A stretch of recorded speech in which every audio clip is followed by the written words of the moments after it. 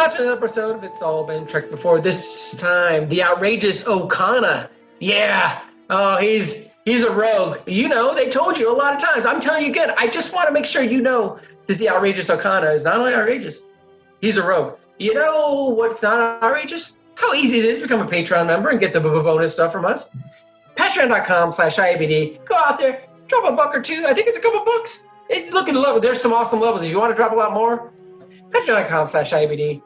I'd love you for it. I'll drop a mention of you in every episode if I have to. If you contribute to a certain level, I'd love it. But you know what I really love, or at least I love it. I like it a lot. I love Okona. I like the Outrageous Okona. You're going to hear all about it on this episode of It's All Been Trekked Before.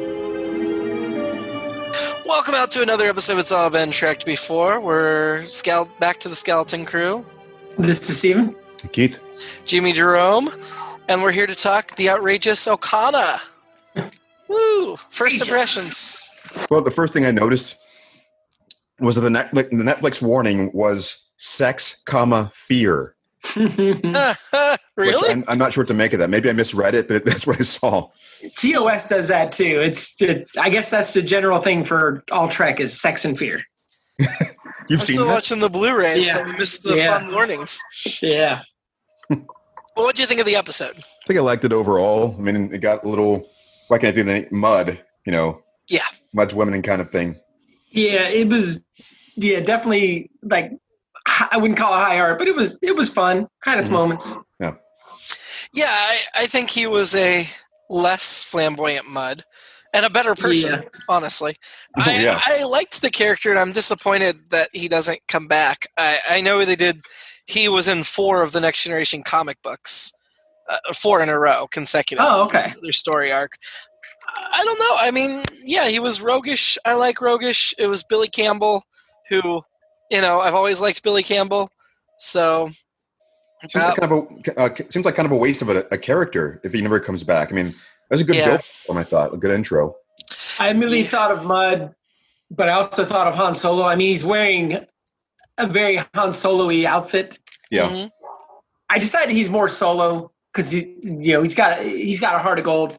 And I made a note of every time he was a rogue, but I'll get to those later. But I love right off the bat, they're like, you know what? Just in case you're not going to get this, we're going to tell you what we meant with this character because they describe him as mischievous, brazen, irreverent rogue. Yeah, that was a little bit nail on the head. Like, you know what? Why don't you just show us that? Right. Yeah. If you're not familiar with Billy Campbell, who was credited as William O. Campbell in this episode, he's best known for the That's why. He's best known for the Rocketeer,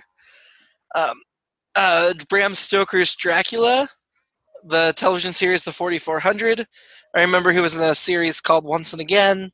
Lots of stuff. Helix was the last sci-fi show I watched him in. He was in The Killing. Movie, The Rocketeer? Yes. Okay. And the television series. I really like the 4400. Did you? Yeah, I never watched that. I liked him in The Killing, honestly. The 4400, he was Jordan Collier. So, yeah, he's got a big, long credit, and he's not the only major guest star in this episode. Did anybody recognize our transporter chief? I did. Oh, I did. I wasn't sure at first, and I was looking at the IMDb listing for the episode. I was like, oh, yeah, that certainly was her. Chief B.G. Robinson, transporter operator. First of all, I wondered where O'Brien was. And second of all, I wondered why they were calling her chief when she was lieutenant. She was a full lieutenant into the Pips. I wondered where O'Brien was for a couple of seconds, then I never thought about him again the rest of the episode. Well, I mean, I love Terry Hatcher. We'll just get out there who it is. Yeah. Terry Hatcher from Tomorrow Never Dies, Desperate Housewives, Lois and Clark, The New Adventures of Superman, Indeed. Supergirl, all kinds of things. And of course, I'll get deeper into this in the episode. There's many Seinfeld moments to come, but she, of course, was right. They're real and they're spectacular from the Implant episode. Yeah. She was in 3 episodes of Seinfeld. Yeah. That was the big one. And then she was in the finale, and she was also uncredited in the pilot the same year as the Implant. Oh wow! I did not know. Yeah, but yeah. So Terry Hatcher, love Terry Hatcher. Yep. While we're on guest stars, we'll just mention Devin was played by Douglas Rowe, who looked familiar, but I'm not sure I really know him. He was just one of those faces, I guess. He's best known for. He was known for Critter. Or he was the captain whose daughter got knocked up. Gotcha. He's best known for Critters 2 and Legend. He's got 58 credits. And his most recent credit was 2019, so he's not inactive. Okay.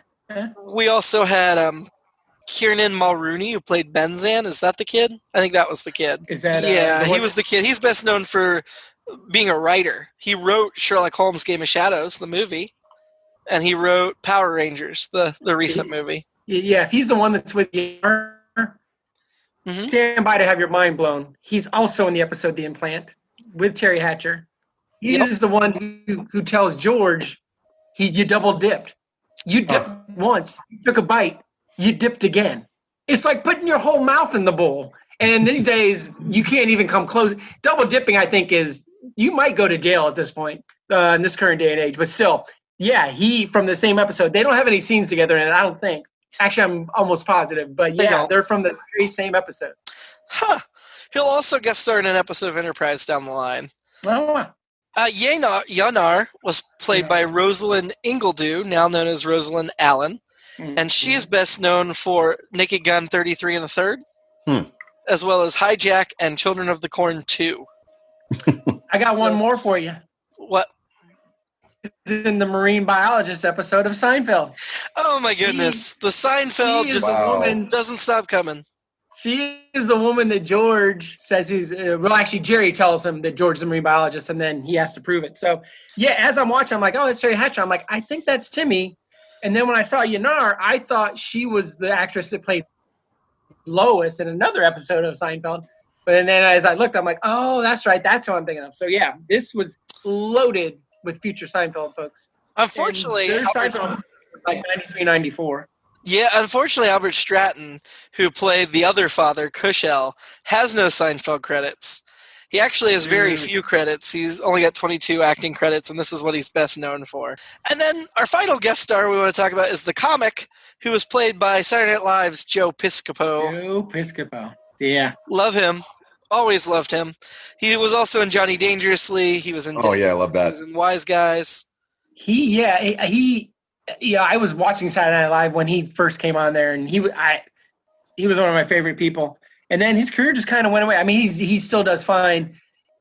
Bad part is he's a big Trump supporter.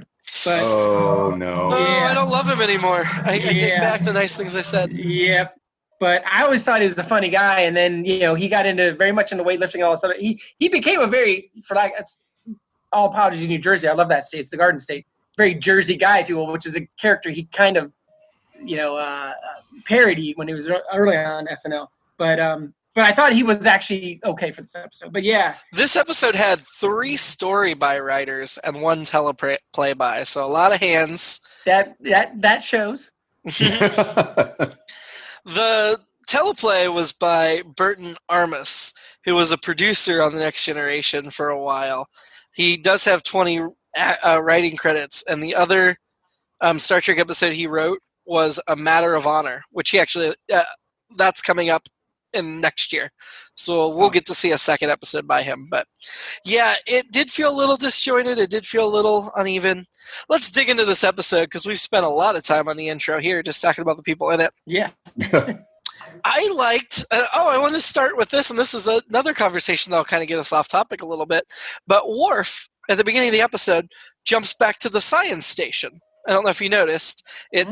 It says science right at the top of the screen, so you know it's the science station. And it's essentially where Spock's station was on the old Enterprise. And that made me think about what roles carried over from the original series to Next Gen and which ones didn't.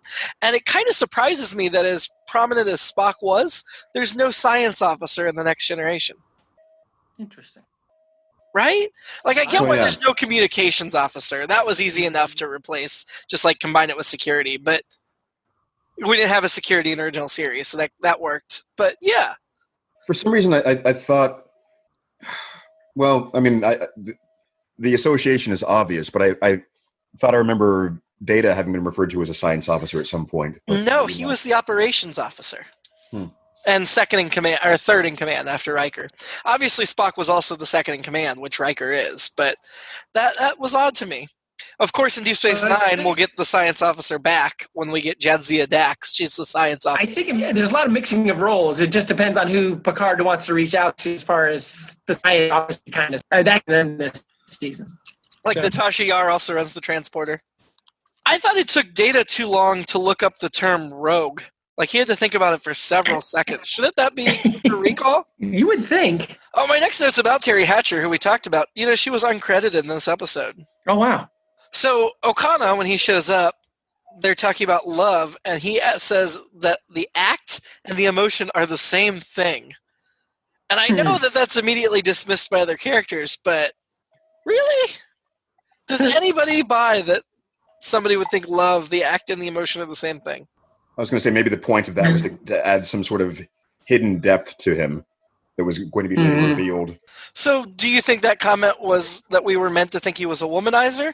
Or do you think that comment was like, no, he actually feels more than he pretends to? I would think that it was meant to indicate that he feels more than he pretends to, but then also it probably was just a sloppy line written to sound like a Yoda-type deep statement to make. It's a line he uses on all the ladies. I mean, we know it works. He hooks up with at least 3 different crew women. Yeah, I wrote that he ends up in 3 different quarters, and I followed that up with, "Oh, you rogue." Yeah, we only see him in 2, but they mentioned he was in 3. I kind of felt like when he did the first hookup that we saw, which was with Terry Hatcher, of course, obviously. Sure. It almost felt like Data wanted to stay to watch and observe, and it almost felt like they were going to ask him to. Mm-hmm. And I feel like if this was on HBO, that's what would have happened, or maybe even the Orville. Yeah, Terry Hatcher's character seemed down for whatever, and obviously Okuna is because he's outrageous and he's a rogue. Right. Sure. Do you think Okuna's a rogue? He is. He's a bit roguish to me. He's mischievous and brazen as well. Is it kind of a nod to Mudd in the sense that it's almost like he has the ladies under a spell in the way that the ladies in Mudd's women had the men under a spell. But then we find out that Okona, unlike Mudd, is virtuous. That's true. There's like another layer there. I guess just women in the 24th century and in the 20th and 21st centuries, they go for those rogues. They love irreverent. And bad ponytails. I'm going to skip the Data plot for now, and we can handle that on its own after we get through the main plot, because the AB thing. So Devin is who we see first, and we see he had a cool-looking bridge with like people working behind his screen. But then that other ship shows up, and they immediately say, well, it's very similar in design, just with different markings. And at first I'm like, well, that's weird, because the bridge looks completely different. But then we get the outside look of the ships, and they look completely different. So what was similar about the ship? That's a good question. I don't know. Maybe I'm just picking up on the little things. I did think, and I know this happens a lot in The Next Generation, but it felt really weird in this episode how Picard just turns his back and talks about them. I mean, what are they thinking as that's happening on the screen? Right. It's like, what the hell is going on here? They're talking about me. I know they're talking about me. What do you think they're saying? You know they're talking. So I love seeing regular ships. I love seeing freighters. And so I enjoyed that aspect of this episode. I liked Picard laying down the hammer, where they said, I think it was the second guy, he's like, I demand this. And Picard's like, I'm going to respond to your request right before he signs off. I thought that was very pointed and put him in his place. There was some bad music in this episode when Worf goes to retrieve Okona from his quarters. What was up with that? I don't remember that. It was like very warlike music as he stormed down the hallway. The pregnant daughter, I called it. I called it from a mile away. So the tractor beam, I know I talk about tractor beams a lot on here. I should just start my own tractor beam podcast. I don't like seeing the tractor beam. For whatever reason, I don't like it. I just want it to be invisible, like in the old series. Although I think in the new, I guess the old series with the new effects, you do see it. But this will be the Star Wars part of the podcast. When the Death Star tractor beams the Millennium Falcon, you don't see something, and I just don't like that little thing like, hey, just in case you forgot, there's a tractor beam here. And that's not really a fault with the show. That's just my personal feelings, personal predilection, if you will.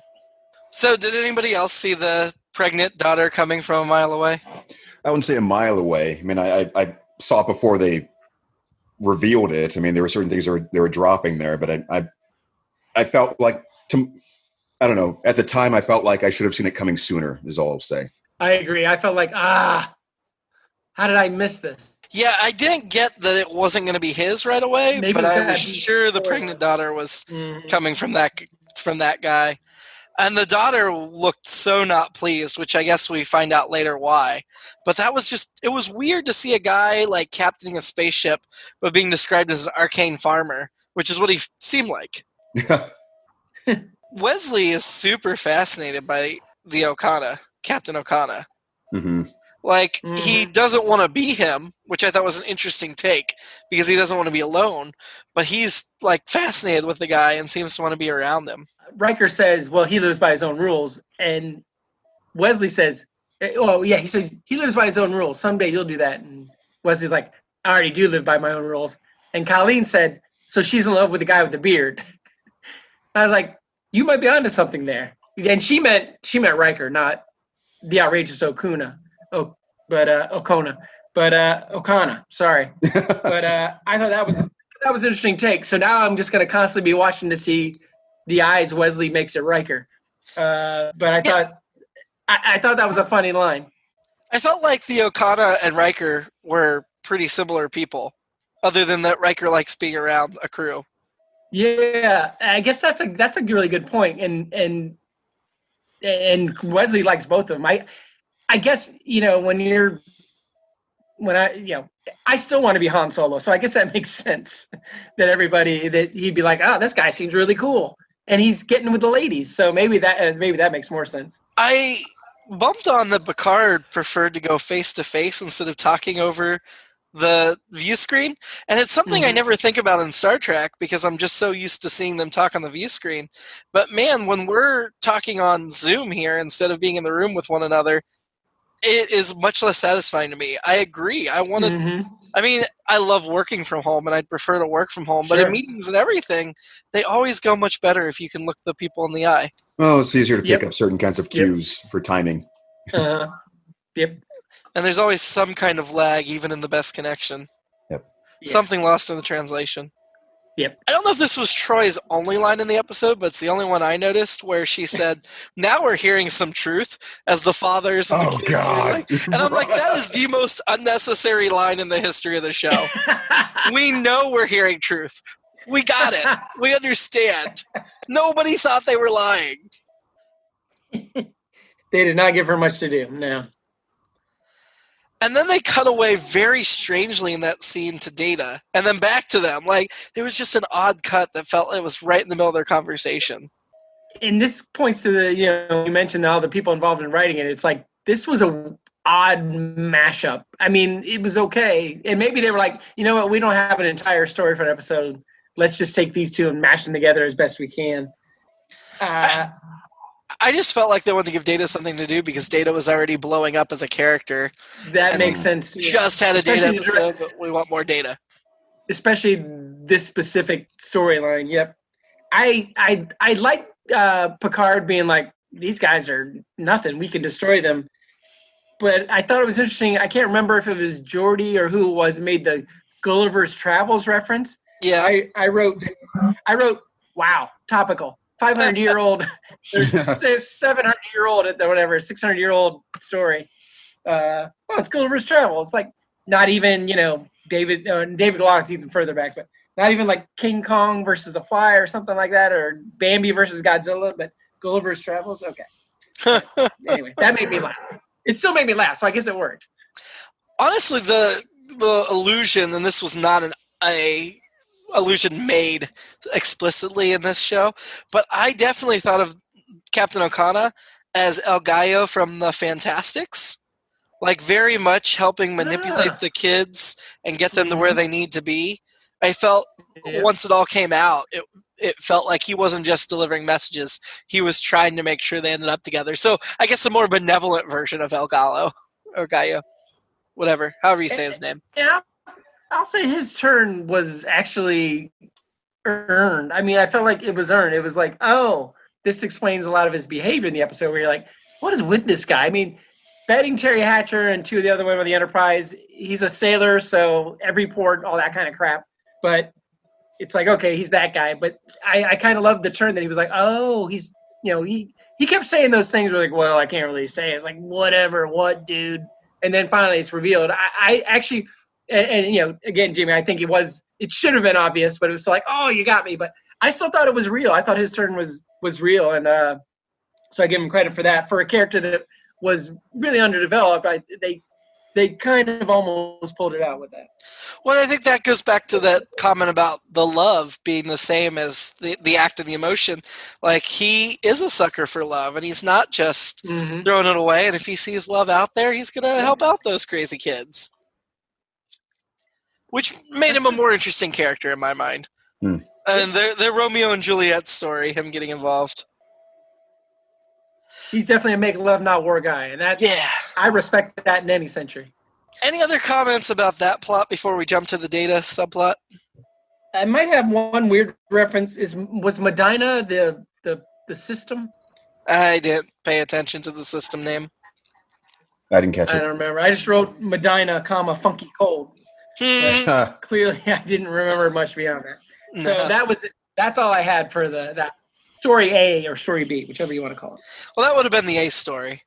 The B story was definitely Data. I mean, so I think my biggest problem with this Data story, besides the fact that the holodeck almost killed us last week, let's just casually walk in like it's nothing. I wrote too soon to go back to holodeck? Come on. I mean, Data's not besought by emotion, so he can just walk right in and not obsess over it, but it still felt weird. Yeah, I thought at least his logic of may still be dangerous would still be there, but aside from that, the comedy in the show just wasn't very funny. I mean, Guinan saying, "Oh, you're not funny," but then I'm going to make a joke about the droid and the Noid annoyed. That wasn't funny either,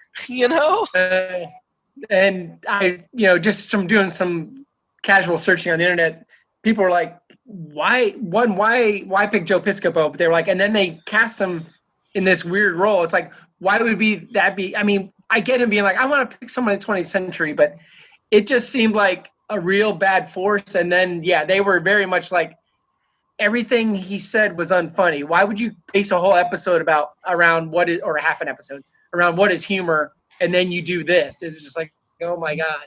See, I like Joe Piscopo, but he wasn't just doing a stand-up act. He was jumping back and forth from so many different things. Like, he was doing the Jerry Lewis stuff, and then he was telling other jokes, and I don't know, it felt weird. It was very sticky, Borscht Belt, 50s or 60s comic or whatever. I did not want to like the Jerry Lewis stuff, although I like Jerry Lewis, although he's problematic, obviously, but I still ended up laughing when he hit the Jerry Lewis impersonation correctly, or I thought he was on the money. But it was just like, this is, even if Data took the best notes, he's not going to learn humor from that guy and that mullet. Speaking of fashion, Jesus, pardon my French. I had a mullet. Not then, before then, but... I mean, I thought the mullet felt period appropriate. I think it was. So, that didn't bother me. It was. It just bothered me, period. But it was period appropriate. That's for sure. I think that was probably around the height of the mullet. Since you brought up fashion, do you want to talk about the rest of the outfits? I guess you kind of touched on Okona's jacket. Yeah, the only other thing I had was the two, the ship's crews and the daughter. I like Yunar's outfit. Is that a maternity dress? I guess it has to be, right? Yeah. It was a stylish maternity dress. Yeah, I thought so too. I liked it. And I thought the crew, I liked Terry Hatcher's nightwear or evening wear. Honestly, I thought she looked better in the uniform. I agree with that too. And then I thought the ship's crew looked very much like, hey, we got this from another sci-fi show that couldn't use them. They were just okay. Everybody else is out there. Yeah, it was very plain. Yeah. Bill Teese was not involved. No. Or he was. Well, no, I don't think he was involved after season 1. So yeah.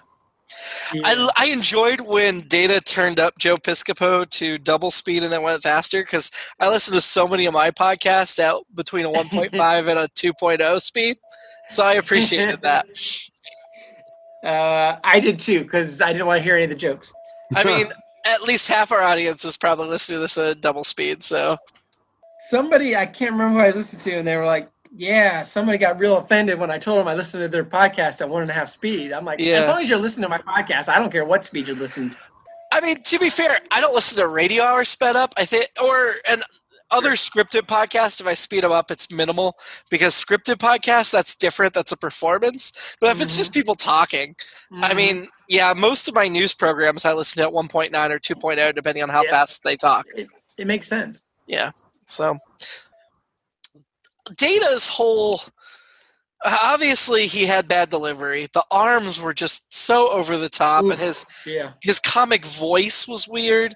But I did think the one genuinely funny joke in that was when he said, "My timing is digital." Yep. Yeah. His voice sounded like Alan Alda. Yes, it was Alan Alda. Good point. MASH would have been popular about this time. So when he started going through the list of comedians or whatever, I said to Colleen, I'm like, it's got to be George Carlin, right? Isn't that who he's going to look at? And if they'd been able to get Carlin, this would have been a great episode. Yeah, Carlin would have been terrific. Oh my God, he would have been great. He'd have written a whole 45 minutes of material and had to whittle it down to 3. That would have been great. It would change the whole episode. But anyway. Well, I think the whole point of it. Wait, let me just start over here. I was going to say that I think the whole point was they had to find something wholesome and harmless and try to approach it clinically, as far as how would you teach somebody comedy with the basics and so on. So I don't know. They'd probably be also worried about infringing upon things that are too proprietary, especially if you go for something that's actually contemporary. That's true. And pretty much all my favorite Carlin jokes I can't say on this podcast. And my favorite Supreme Court case, or not my favorite, my least favorite Supreme Court case, or one of them at this point. As you talked about a few episodes ago. Yeah. FCC versus Pacifica. Yeah, the 7 dirty words. So, so that makes sense. That makes a lot of sense, actually.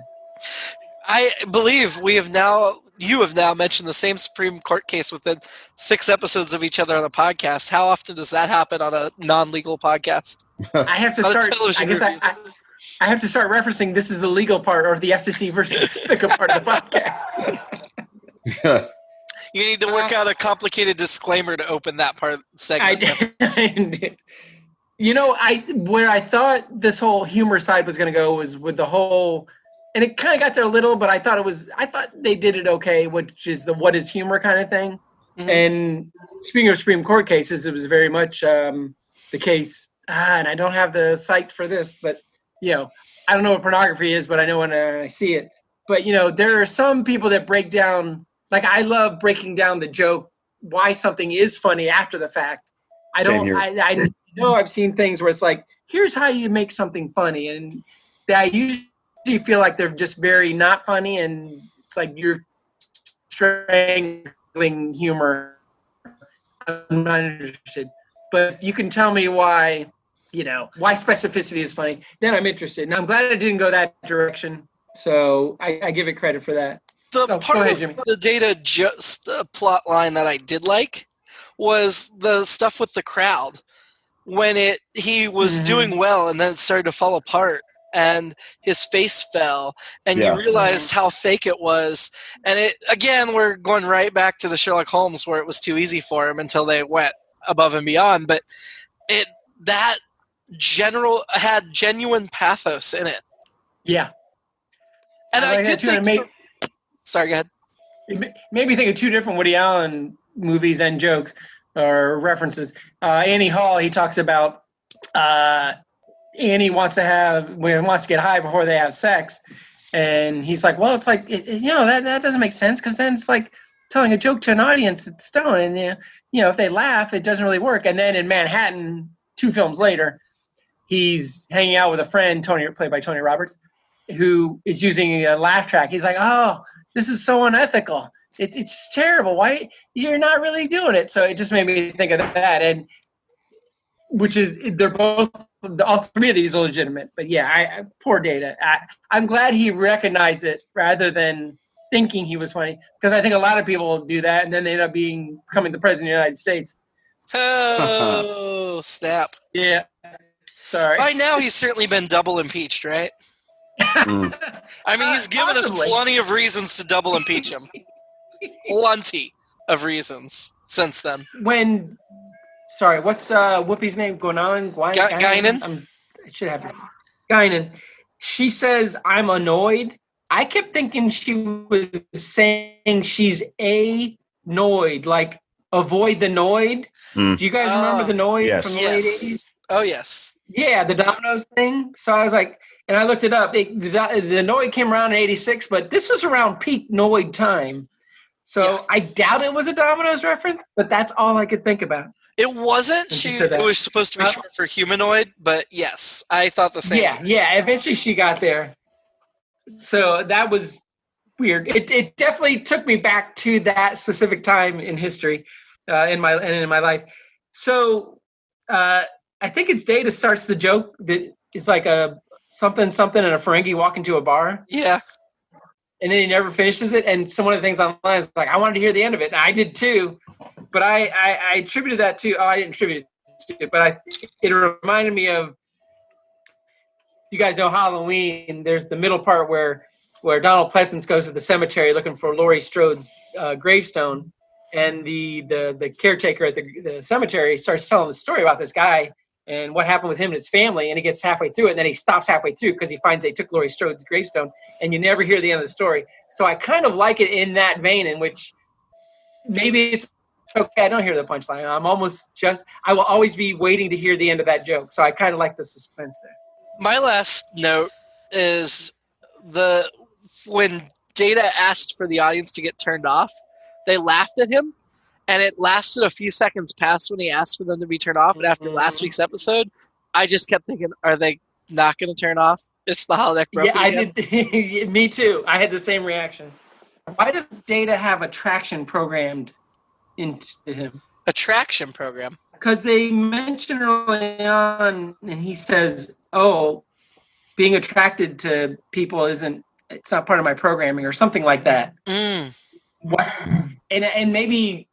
I don't know, because I guess that gets into more of a question of what's attractiveness, what's attraction. Is it fondness? Is it, wow, you're really smart, you're really beautiful? But he essentially says that's not part of his makeup or whatever. And I just think it's interesting. I feel like someone would get in there, whoever the programmer was. So my last note is another Seinfeld note. So you've got all these Seinfeld people. The whole B storyline is set in a cheesy comedy club. All it was missing was the brick wall behind them, and all it was missing was some slap bass and some synthesizer, and this would have been even more of a Seinfeld episode. So, the Seinfeld theme is essentially from this era. So, I mean, I'm just gonna piggyback on that and say my alternate episode it was Jerry Seinfeld instead of Joe Piscopo. Oh. I have quite the alternate episode. So my alternate episode is that it's the Seinfeld show, obviously. Mm-hmm. Kramer builds the TNG Trek bridge in his apartment, and he gets Takei to come over, and the whole time he keeps insisting, well, this is your set. And Takei's like, this isn't my set. But Kramer's convinced that he is. George has to be at two functions with two different women, and he wishes he had a transporter so he could beam to each one, so he keeps making that reference. Elaine thinks she's invited to a Trek convention by Jonathan Frakes, and so she paints her whole self green, and she shows up, but it's a TED Talk. So she's in the Vina outfit, but it's for a TED Talk. And then Jerry ends up bombing at a Trek convention, and so it ruins a bunch of his bookings. That's my alternate episode. Nice. I took very few notes on this one, actually. Let me see here. Both about Data. I noted that when Okona was asking Data about having been drunk, I wish he'd mentioned the Naked Now.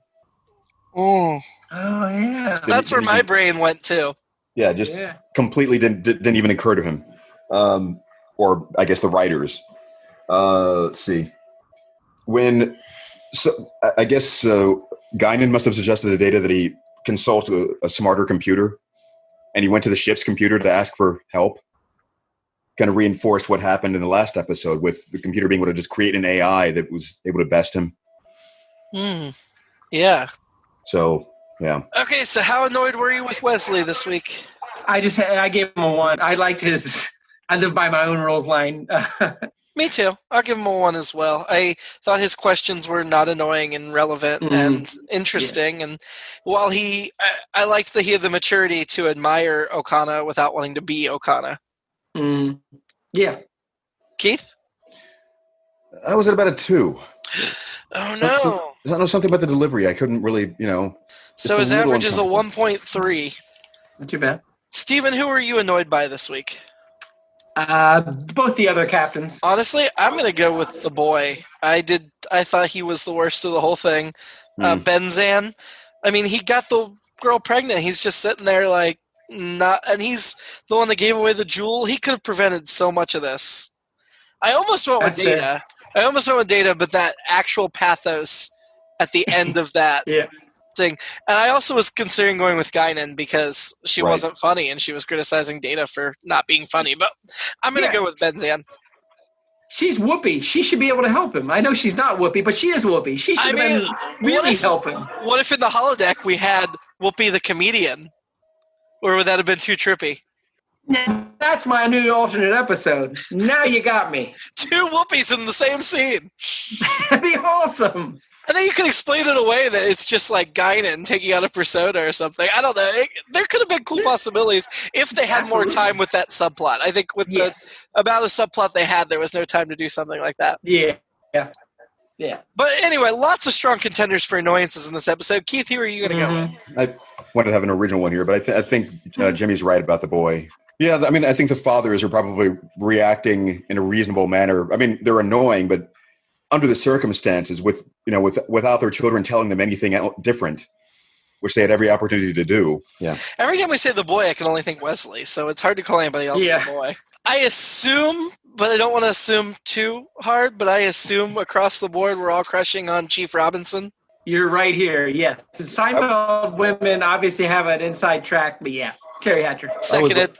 I was also a little torn by the last unnamed crewman, or at least unnamed on screen. Yeah. The other woman that the Okona hooked up with? Yes. I feel weird calling him the Okona. It's Captain Okona, but he was never given a first name. So are you going with that other woman then? Yeah. I'm just going to call her the other woman because it could be this Lieutenant Baji in the IMDb, but I'm not 100% sure. It could also be there's several other women listed here, so I'm just going to go with the other woman, and hopefully we'll remember what that means. Ranking the episode. I mean, there's only 4, so we could. This is only the 4th, so we'll start at the top because there's not. We just did another holodeck episode. Sure. Elementary Dear Data. Definitely not. Below. Yes, agreed. The Child. I'd go below. Yeah. Really? Yeah. Yeah. I am inclined to put it above The Child, but I think that might be recency bias because now that we're away from The Child, I'm like feeling negative about it again, even though I said I felt negative about it until I watched it and I really liked it. Yeah. I just keep remembering less and less about it. Yeah. The last one that we have right now is Where Silence Has Lease. I like this better, but I might be in the minority. What was the silence thing again?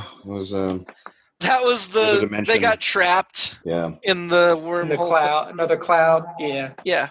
This one's better. Okay.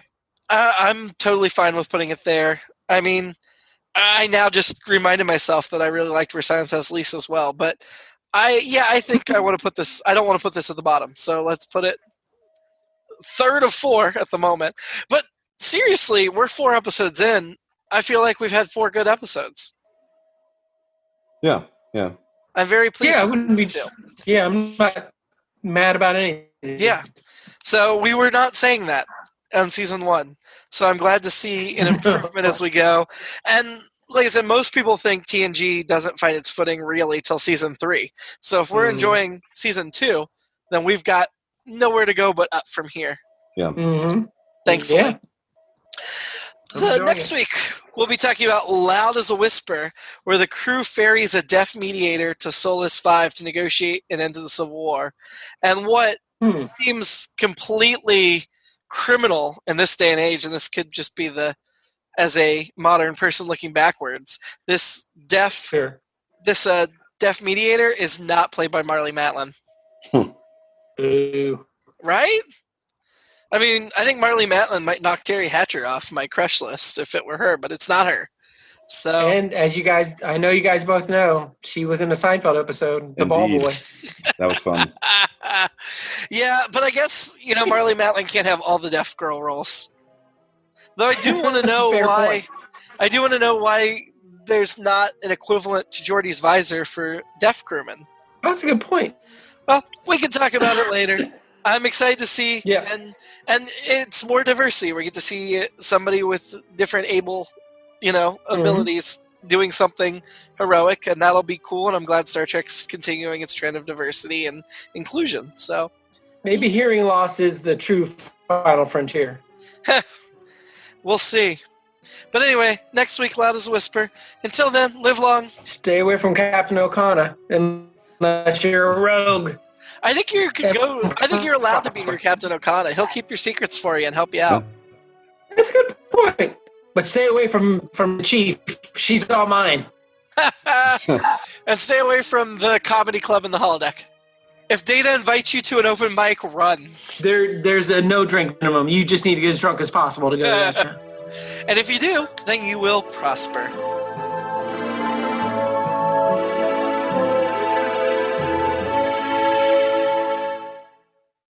It's All Been Done presents Who's Got the Time?